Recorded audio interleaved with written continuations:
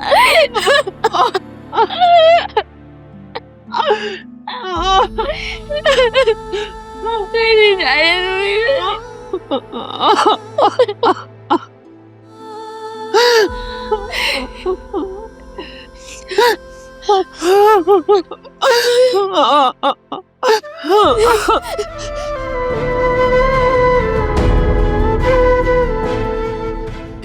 जाने भाई प्लीज नहीं भाई नहीं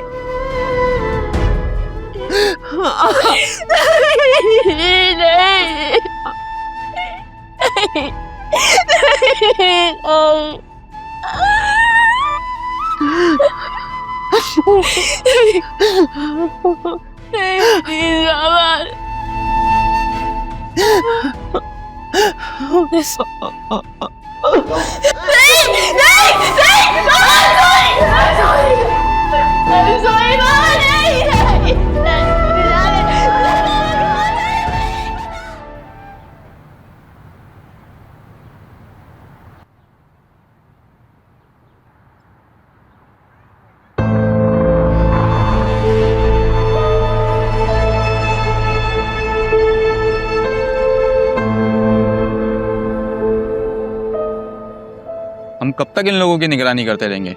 सारे मर्द कब्रिस्तान गए में, मौका अच्छा है घर में घुस के उठा लेते हैं। नहीं,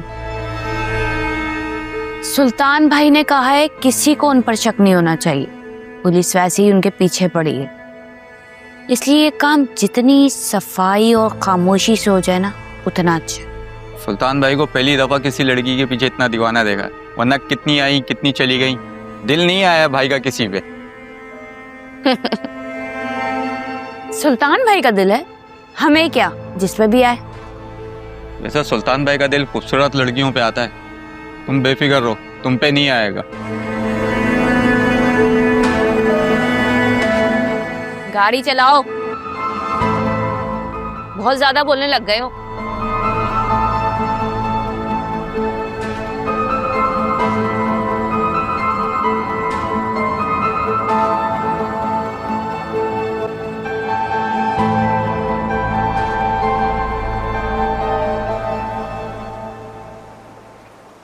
तुम दोनों बिल्कुल भी परेशान मत होना, हम सब तुम्हारे साथ हैं। मैं कल फिर चक्कर लगाऊंगा। अंकल, जिस तरीके से आपने इस घर के सारे इंतजामात संभाले उसके लिए आपका बहुत बहुत शुक्रिया। वरना मैं तो ऑफिस में था, मुझे तो फोन आया और कुछ समझ में नहीं आया कि क्या हो गया अचानक से। सब कुछ एक ख्वाब जैसा लग रहा है। ऐसा लग रहा है अभी सब कुछ पुराने जैसा हो जाएगा। बाप के जाने के बाद कुछ भी पुराने जैसा नहीं रहता, सब कुछ बदल जाता है।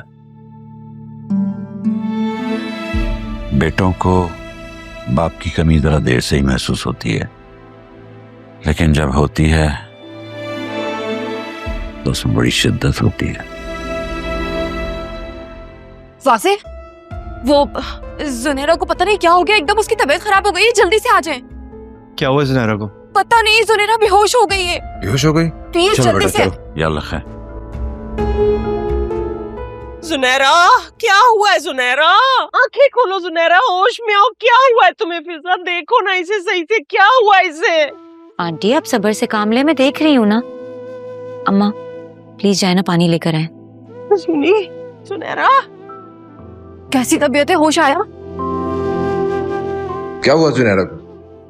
भाई हमें जुनैरा को डॉक्टर के पास लेके जाना चाहिए। ओहो, घबराने की बात नहीं है, अक्सर सदमे में ऐसी कैफियत हो जाती है। पापा, बेटा बीवी मशीन नहीं है क्या घर में? मैं लेकर आता हूँ। जूनी, जूनी होश करो बेटा, तुम्हारे बाबा चले गए, हम नहीं आएंगे वापस, तुम्हें सब्र करना होगा। आंटी आप कैसी बातें कर रही हैं? ऐसे ना बोलें, वो मजीद परेशान हो जाएगी। वासे भाई, मैं आपको एक इंजेक्शन और कुछ मेडिसिन लिख कर भेज रही हूँ, प्लीज वो ले आए। फिर तुम मुझे व्हाट्सएप करो, मैं अभी लेकर आता हूँ।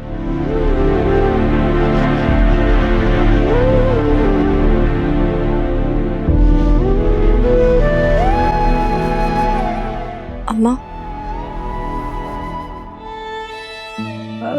भाभी चले आए, आपको मैं कमरे में लेकर चलती हूँ, कहीं आपकी तबीयत ज्यादा ना खराब हो जाए। हाँ आंटी, और हम सब यहाँ पर हैं ना, आप थोड़ा रेस्ट कर लीजिए, आपकी तबीयत खराब हो जाएगी। अब तो ये टेंशन सारी जिंदगी हमारे साथ रहेगी। चले शिजा, तुम देखो इसे। आलिया, बेटा आंटी के लिए कुछ खाने को ले आओ। जी फिजा, मैं आती हूँ। वासी भाई, मैंने आपको इंजेक्शन व्हाट्सएप कर दिया है, प्लीज ले आएंगे? मैं लेकर आता हूँ। नहीं भाई, आप जुनैरा के पास रखें, दवाइयाँ मैं ले आऊँगा। फिजा तुम ऐसा करो, तुम सारी मेडिसिन अकरम को व्हाट्सएप कर दो, वो ले आएगा। चलो ऐसा करो, मैं तुम्हें ले चलता हूँ। ठीक है, आए।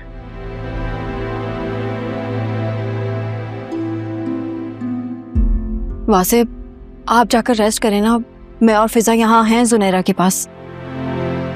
क्या रेस्ट करना है अब? तुम बैठो जुनैरा के पास, मैं फ्रेश होकर आता हूँ।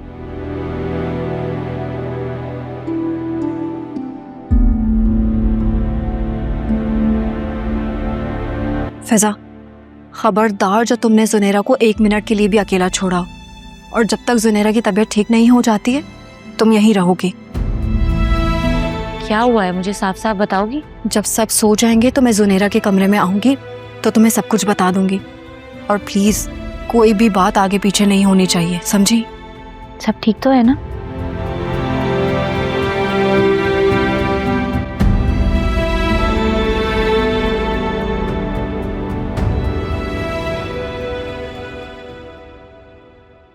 अम्मा, अंकल को व्हाइट शीट से क्यों कवर किया हुआ था? क्योंकि जब हमें किसी को अल्लाह के पास भेजना होता है ना, तो फिर हम ऐसे ही व्हाइट शीट में भेजते हैं। अम्मा, जब मैं अल्लाह मियाँ के पास, आप दोबारा कभी ऐसी बात नहीं करेंगी, वरना मामा बहुत रोएंगी।